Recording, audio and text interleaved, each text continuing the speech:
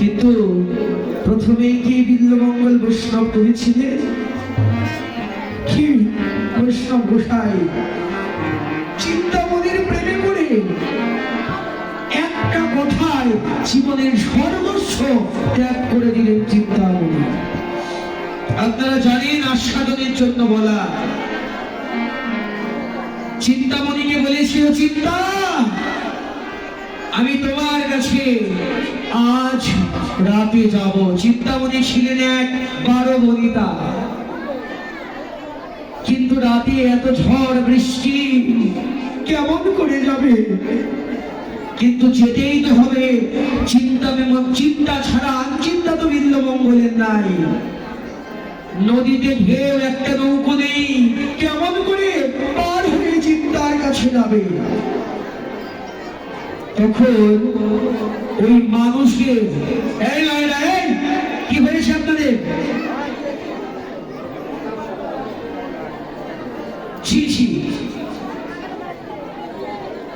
বিল্লমঙ্গল নদীতে মরা মরা মানুষের লাশ ভেসে যাচ্ছে। ওই লাশ দেখে ওটাকে লাশ মনে করলেন না, কি মনে ভাবলেন? বিল্লমঙ্গল ভাবলেন, চিন্তামণি মনে হয় আমার জন্য কলার ভেলা বাঁচিয়ে দিয়েছে। মনে মনে বললেন, চিন্তা আমাকে তুমি এত ভালোবাসো, আমি কেমন করে বার হব? তুমি কলার ভেলা বাঁচিয়ে দিয়েছো। ওই যে মানে চিন্তার প্রেমে এতটাই অর্থ, কোনটা লাশ আর কোনটা ভেলা এটাই তিনি চিনতে পারলো না। একটু লক্ষ্য করো বাবা, লাশের শরীর ধরে গলার ভেলা ভেবে নদী পার হলে বড় দেওয়াল পার হবে কেমন করে? মোটা মোটা সাপ ঝুলে আছে, সেটাকে আর সাপ দেখছেন না। মনে করলেন চিন্তামণি মনে হয় তার জন্য দড়ি টানিয়ে রেখেছে, যাতে দড়ি নিয়ে ওই দেওয়ালের ওপারে যেতে পারে। করলেন কি চিন্তামণির কথা? চিন্তা আমি দেওয়াল পার হব কেমন করে? তুমি দড়ি টানিয়ে রেখেছো। সাপের লেজ ধরে দেওয়াল পার হয়ে চলে গেলেন। দেওয়াল পার হয়ে চলে গেলেন, চিন্তামণির কাছে গভীর রাতে গিয়ে পৌঁছালেন। প্রভু তোমার মঙ্গল করুক। গভীর রাতে গিয়ে পৌঁছালেন। চিন্তামণি বললেন, ঠাকুর এই ঝড় বাদলের রাতে এত বড় নদী পার হয়ে তুমি কেমন করে আমার কাছে আসলে? কেন চিন্তা? এই নদী পার হওয়ার জন্য তুমি না কলার ভেলা বাঁধিয়ে দিয়েছো। চিন্তামণি একটু বাইরে গিয়ে দেখলেন নদীতে কোনো কলার ভেলা নাই, মানুষের লাশ ভেসে যাচ্ছে। বলি, হারি ঠাকুর, আমার প্রেমে তুমি এতটাই অর্থ হয়ে গেছো যে কোনটা কলার ভেলা আর কোনটা লাশ তুমি তাই বুঝতে পারলে।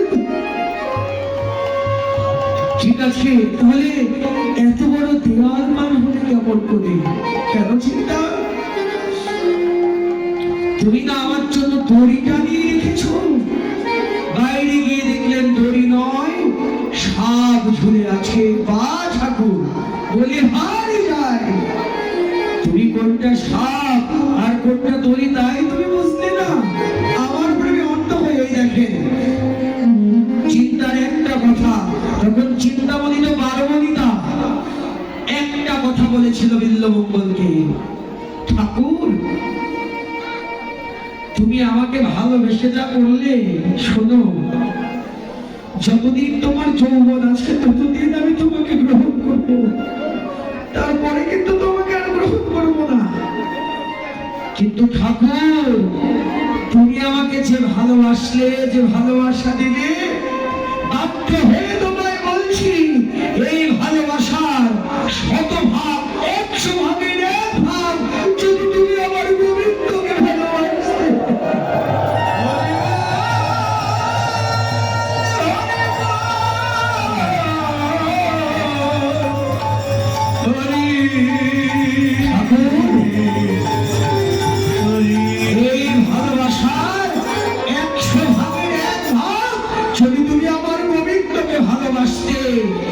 আমার গোবিন্দ তোমার ভব সাগর পার নিজেই করে দিয়ে যেত।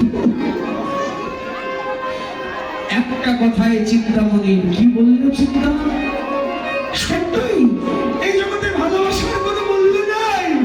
ঠিক আছে, যাকে ভালোবাসলে আমার ভালোবাসা জনমটাই ধন্য হবে, আজ আমি তার চরণে জীবন যৌবন নিবেদন করলাম। সবাই জানেন এক রমণীর কাছ থেকে চুলের কাটা ছেড়ে নিজের চোখকে উপড়ে ফেললেন, এই নয়ন আমি আর রাখবো না, কারণ এই নয়ন আমার গোবিন্দ ভজন পথে বাধা। এই নয়নটি আমি কামে আসক্ত হই, আর কাম হচ্ছে ভক্তের জীবনের বড় শত্রু। ভগবান বললেন বিল্বমঙ্গল, নিজের চোখকে তুমি উপড়ে ফেললে, লক্ষ্য করে ভালোই করলে, চোখকে উপড়ে দিলে ভালোই করলে, কিন্তু আজ আমি তোমাকে এমন নয়ন দান করব, যে নয়ন তুমি উপড়ে ফেলেছ ওই নয়ন দিয়ে আমাকে দেখা যায় না। আমি তোমাকে আজ এমন নয়ন দান করব, যে নয়নে তুমি আমার মহা মহা রাস লীলা দর্শন করবে।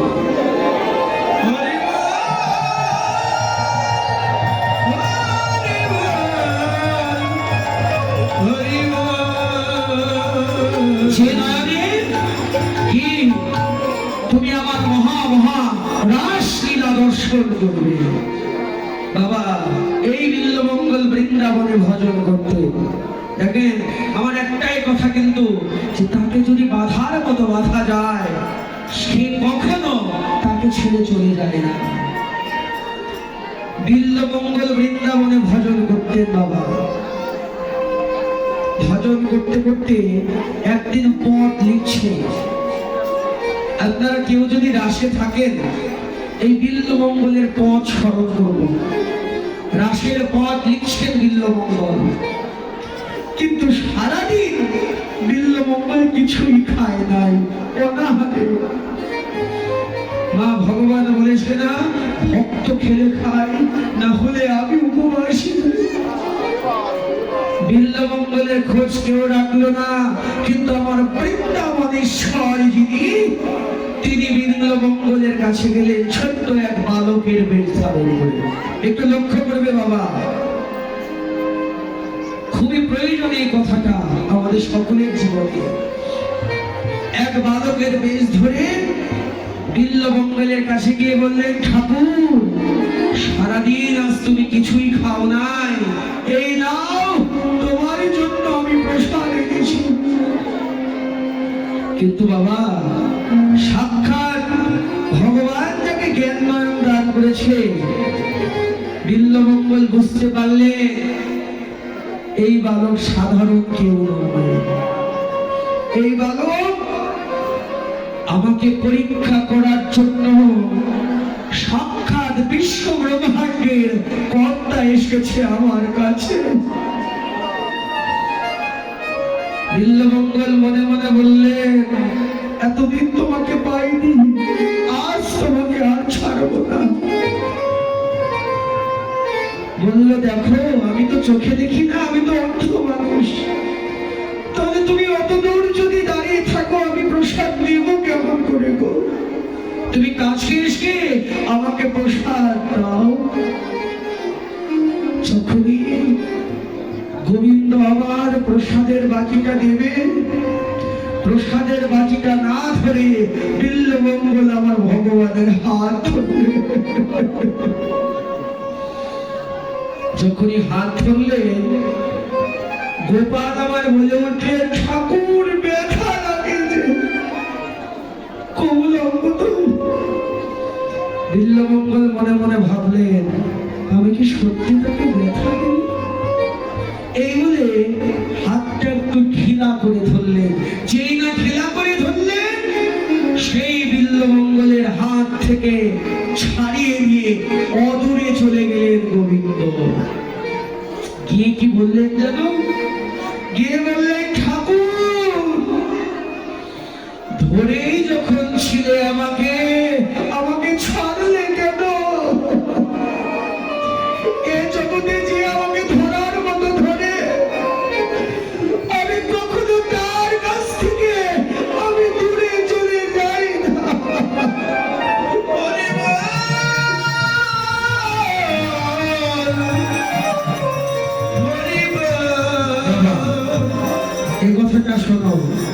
তখন বিল্বমঙ্গল বলল,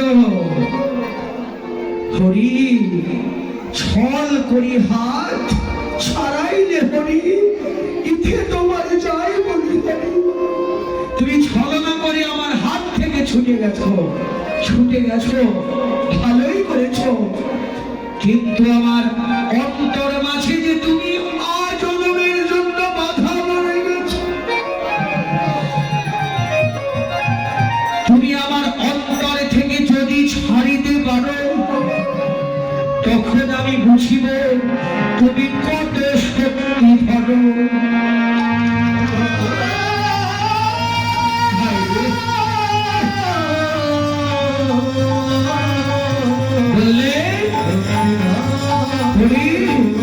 তুমি আমার অন্তরে প্রেম রজ্জুতে যে তোমাকে বেঁধে ফেলেছি, যদি তুমি আমার অন্তর মন্দির থেকে চলে যেতে পারো, তাহলেই বুঝবো তুমি শক্তি না। তা যখন আমার কাছে তুমি এসেছো, তাহলে আজ দুটো জিনিস আমি তোমার চরণে নিবেদন করতে চাই। হরি, তুমি সবই আমার কাছ থেকে নিলে, কিন্তু দুটো জিনিস তো আমার কাছ থেকে নাওনি এখনো। কি জিনিস? ওই দুটো জিনিস আমার অন্তরের অহংকার আর আমার অন্তরের আত্ম অভিমান। এই দুটো জিনিস আমি যে তোমার চরণে এখনো দান করি নাই। প্রভু, যদি নিতেই হয়, আমার এই আত্ম অহংকার, আমার আত্ম অভিমান তোমার চরণে জন্মের মতো সঁপে দিয়ে, তোমার এই রাঙা চরণে এ দেহ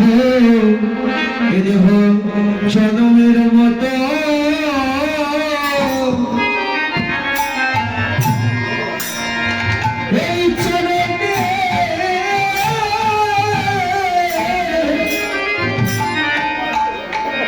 এই চরণে সঁপে দিলাম। এই দেহ জন্মের মতো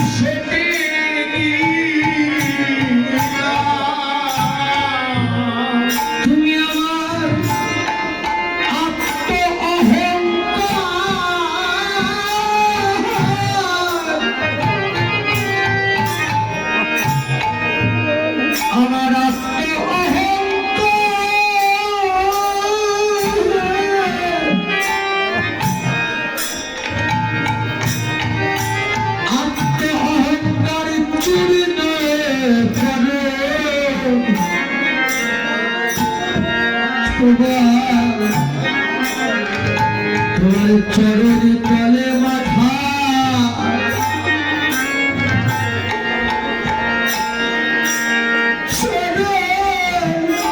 চরণ তলে মাথা